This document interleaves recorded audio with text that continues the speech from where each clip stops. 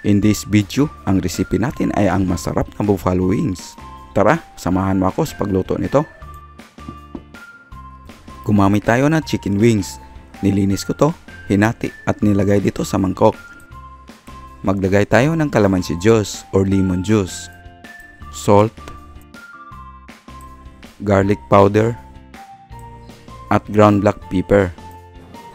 Haluin na natin hanggang ma-distribute ng maayos ang panimpla. At i-marinate pa natin to ng at least 1 hour.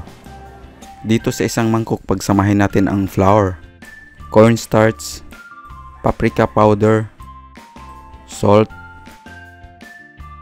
ground black pepper, at ang garlic powder. Haluin lang natin to hanggang ma-mix ng maayos. After 1 hour, kunin natin ang marinated chicken wings upang balutin dito sa flour mix. Nagpainit na tayo ng tamang dami ng mantika at simulan na natin iprito ang mga chicken wings. Sa pagprito nito, i-apply natin ang double fry technique para maging super crunchy sa labas at super juicy sa loob nito. Hanguin muna natin ito para i-rest ng about 10 minutes. Sa second fry, kailangan taasan ang temperature ng oil para maging crispy ang outer part ng chicken. After ng ilang minuto sa pagprito, i-check lang ang manok.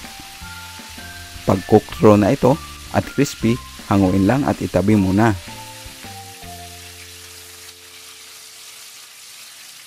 Ang sunod natin gawin ay ang buffalo sauce. Mag-melt tayo ng butter dito sa kawali. Pag nalusaw na ito, maglagay tayo ng tomato sauce, hot sauce, soy sauce, paprika powder, at sugar. Haluin lang natin to over medium low heat.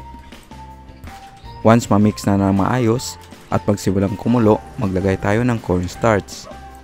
Haluin lang natin to hanggang ma-achieve na natin ang tamang lapot ng sauce. Lagyan natin ito ng chili flakes for spicy taste. Ilagay na natin ang fried chicken wings dito sa ating ginawang sauce. Haluin lang natin hanggang mabalot ang mga ito ng sauce. By the way, kung bago ka lang sa ating channel, maaari po silang mag-subscribe at pakipindot na lang sa notification bell para lagi po kayong updated sa aming mga bagong videos. Well cook na ang ating niluto kaya nilipat na natin to sa serving dish. Lagyan lang natin ng konting sesame seeds ang ating buffalo wings. Pwede mo na ito i-serve at mag-enjoy.